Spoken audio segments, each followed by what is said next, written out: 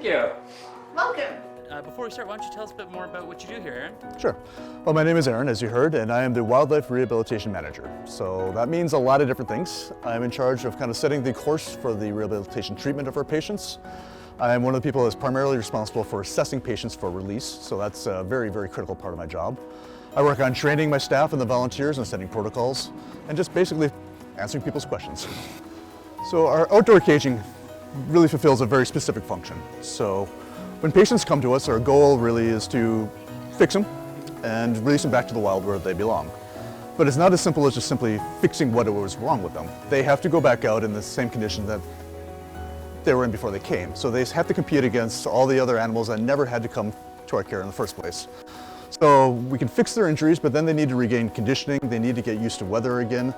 In the case of social species that are juvenile, they need to figure out how to get along with each other. So our outdoor caging is really kind of the next phase of housing beyond the initial medical care.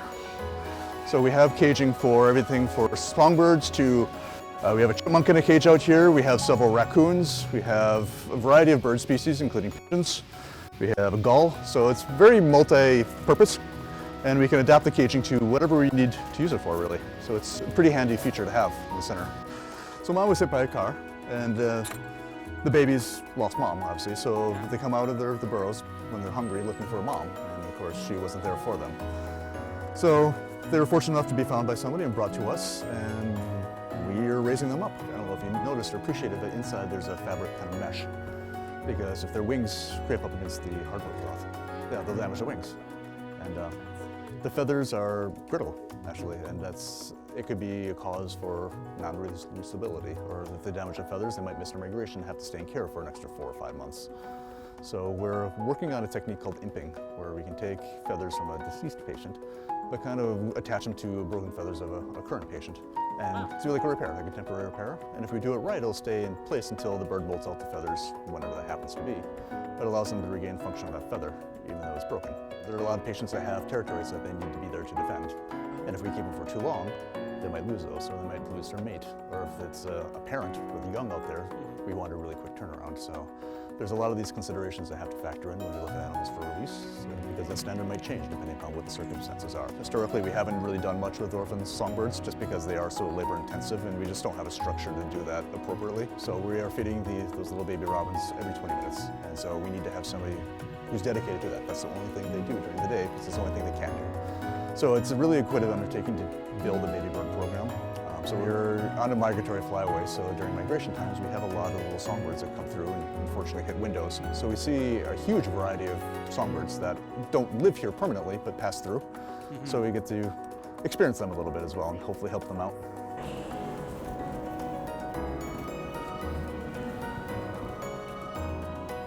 He's already been hand-fed today, but what I'm doing now is I'm just trying to clean him up really well, because the person who found him, they were feeding him formula, and I think most of the formula was getting on the chipmunk rather than in the chipmunk. Oh no. And if you don't clean it, what ends up happening is they lose their fur and they will have a bald patch, and it takes a really, really long time for it to grow back. So she's heated up the Pedialyte. We never too cold fluids into them.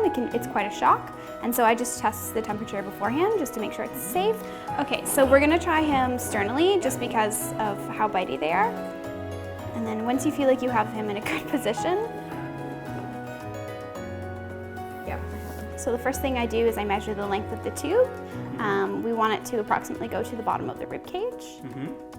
And then so that's my mark. I already have a nice mark there. We're going in there. We're going all the way down to the stomach, yeah. This isn't just spraying in his mouth. No, this goes all the way down. And so it's nice and smooth. The issue with these guys is that they're a little bit bitey, so sometimes they bite the tube. And then I turn the head at a 90-degree angle because that kind of prevents it from going down the wrong way. It's nice and smooth all the way down. How many like chipmunks and squirrels do you kind of see come through here in a one birthing? So I think in total for this room we've been sitting at about 60 So basically something like squirrels. a squirrel a day. Yeah. You have a new squirrel a day. I mean, they'll usually be here for a few weeks. We won't take any more squirrels once we're at capacity.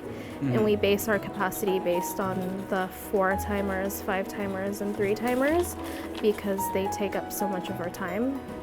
since Oh, they need as to times be. a day of feeding, you mean? Yeah, Okay. because they need to be fed A lot more anywhere resources. from 5 to 3 times a day, with between 3 to 4 hours in between. So we comes to a point where we just can't take it anymore if there is no time and not enough hands to work through all of them.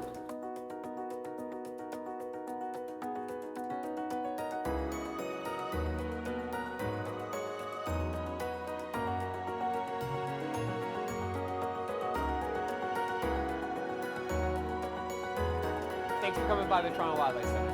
We really enjoyed having you here. Until next time.